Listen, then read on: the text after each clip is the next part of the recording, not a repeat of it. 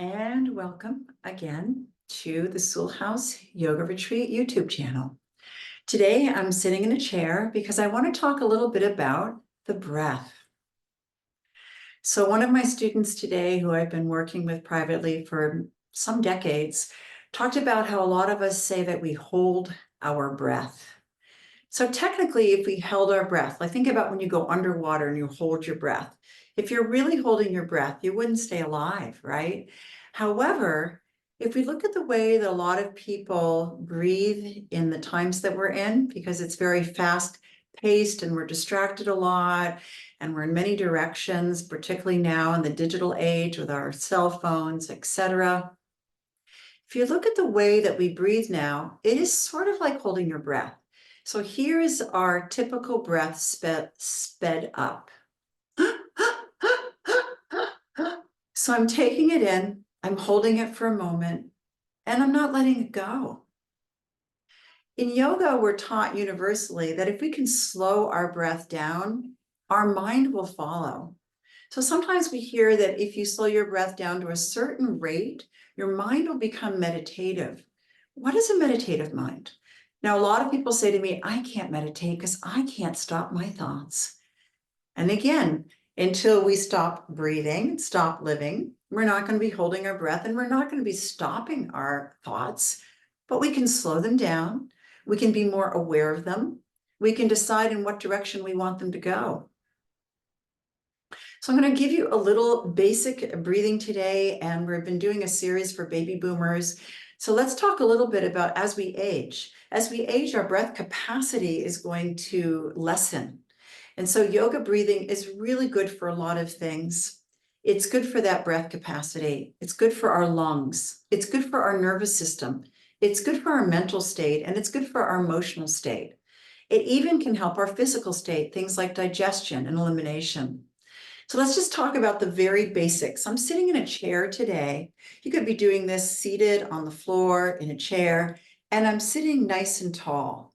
So this does not contribute to good breathing. I'm over my phone, I'm depressed. No, we want to lift the spine. We want to bring the shoulders down and back. And how am I holding my head? We don't want to cut off the breath. So once we've got all that set up, a good way to become aware of your breath is to have your eyes closed. You don't have to. If you have your eyes open, have a soft gaze. We do not want intensity while we're working on a calming breath or a yogi breath.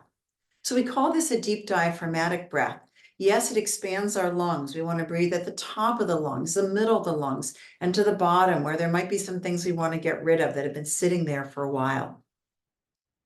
But we also want to breathe in a way that pushes our diaphragm muscle down. So when we're running and doing aerobics, sometimes we're not fully breathing deep down in. In yoga, we even think about a little breathing muscle in our groin and a little breathing muscle in our throat. So this is our big breathing muscle right here. We hear about diaphragmatic breath, but we have a little diaphragm here, a little diaphragm here. Okay, so let's get into the practice.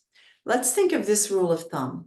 The average person breathes about 10 to 15 times per minute. If you can slow your breath down to what we'll call a yogi breath, then that would be about 8 seconds in and 8 seconds out. As you try this, especially if you're a baby boomer and you haven't been working on your breath, that may be challenging. If it's not challenging, then increase that ratio.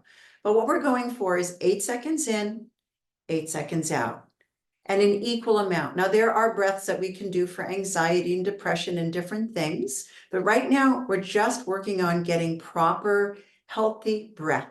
This is the way we breathed when we were born. Infants have it figured out. However, we start to pattern those around us at a very young age. So now let's take a brief time to practice this, and now you'll know, and you can do this on your own.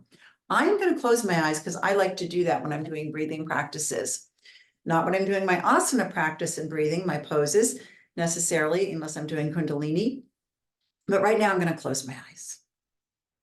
And I'm going to breathe through my nose, and I'm going to count to 8, inhaling.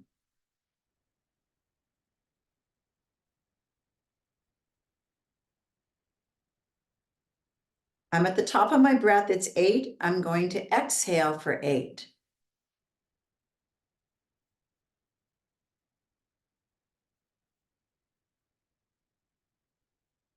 Let's do that 2 more times. Inhale for 8.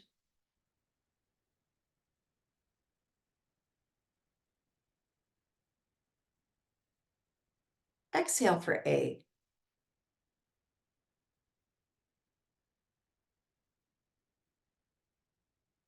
Breathing through the nose, not the mouth. One more time. Inhale for 8.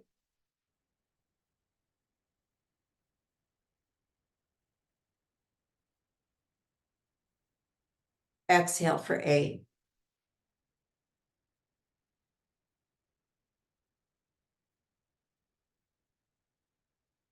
Your eyes are closed. You can open them up.